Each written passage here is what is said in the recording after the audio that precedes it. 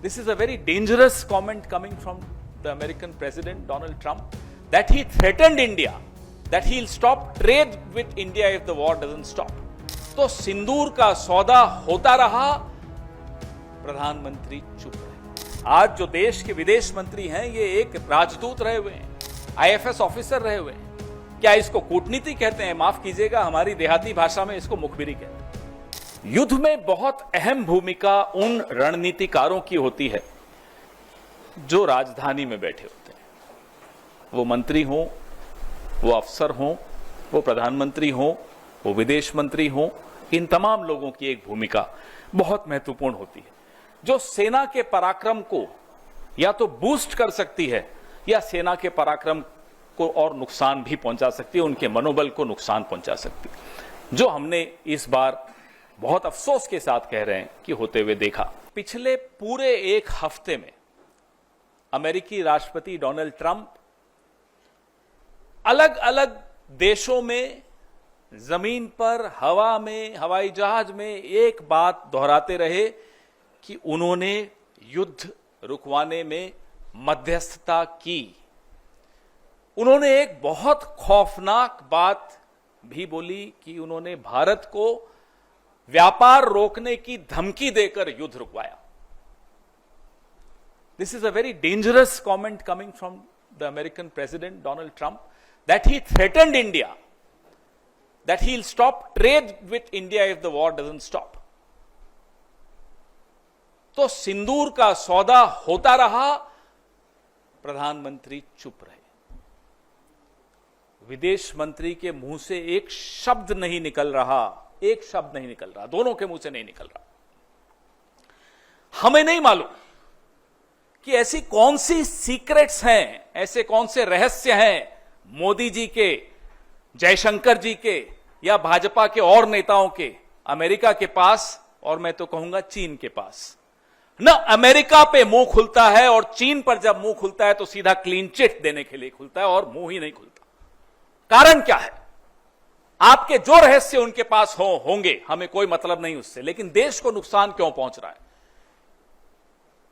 पहलगाम का न्याय क्यों नहीं मिल पाएगा? इसलिए क्योंकि आप डरते हैं अमेरिका से, आप डरते हैं चीन से, आपका मुंह नहीं खुलता चीन के आगे। सबको मालूम है, पूरे देश को मालूम है, पूरे विश्व को मालूम है चीन की भूमिका क्या रही इस युद्ध में। और अमेरिका अपनी भूमिका खुद आगे बढ़ चढ़कर बता रहा है इस युद्ध को रोकने में, और जयशंकर जी का मुंह नहीं खुलता।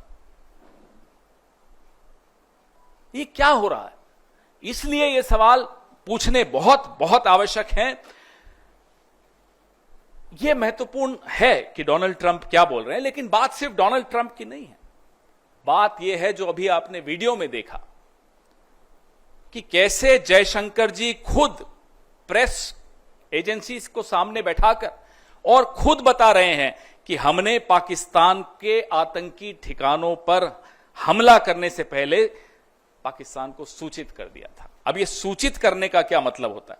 इतना भरोसा है आपको आतंकियों पर कि आप सूचित कर देंगे और वो वहीं रहेंगे या वो चुपचाप बैठेंगे?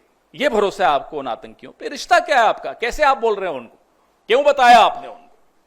और इसको आप क्या कूटनीति कहेंगे? ये डिप्लोमेट रहे हुए हैं। आज जो देश के विदेश मंत्री हैं ये एक राजदूत रहे हुए हैं, आईएफएस ऑफिसर रहे हुए हैं। क्या इसको कूटनीति कहते हैं? माफ कीजिएगा, हमारी देहाती भाषा में इसको मुखबिरी कहते हैं, इसको कूटनीति नहीं कहते। ये मुखबिरी है, ये अपराध है, ये गद्दारी है। और उसके बाद लीपापोती पूरी कि मैंने ऐसा नहीं। अरे आपने तो खैर लीपापोती भी नहीं कि आपके विभाग से एक चिट्ठी आ गई कि ये ऐसा नहीं कहा।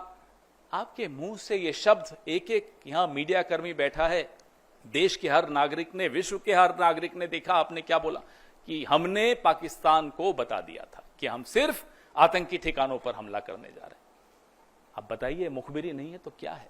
और मुखबिरी का इतिहास लंबा है, अभी उस पर भी आऊंगा मैं। अब हम यह जानना चाहते हैं, क्या इसी मुखबिरी की वजह से अजहर मसूद जिंदा भाग गया? क्या इसी मुखबिरी की वजह से हाफिज सईद भाग गया? यह हुआ क्या? क्या देश को यह जानने का हक नहीं है कि आपने पहले ही सूचित करके अजहर मसूद को बचाया। ये वही अजहर मसूद है जिसको पहले भी बचाया गया था। कंधार में जब IC 814 को हम छुड़वाने गए थे, तब इसी अजहर मसूद को हम जाकर उनको सुपुर्द करके आए थे। ये दूसरी बार बचाने की साजिश क्यों हो रही? क्यों बचाया गया अजहर मसूद को?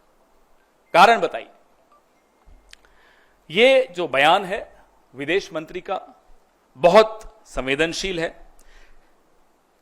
आतंकी ठिकाने, इस बयान के बाद पाकिस्तान ने उन ठिकानों का क्या किया होगा, खाली किए होंगे, नहीं किए होंगे, ये तो अजहर मसूद जिंदा है उसी से मालूम पड़ जाता है।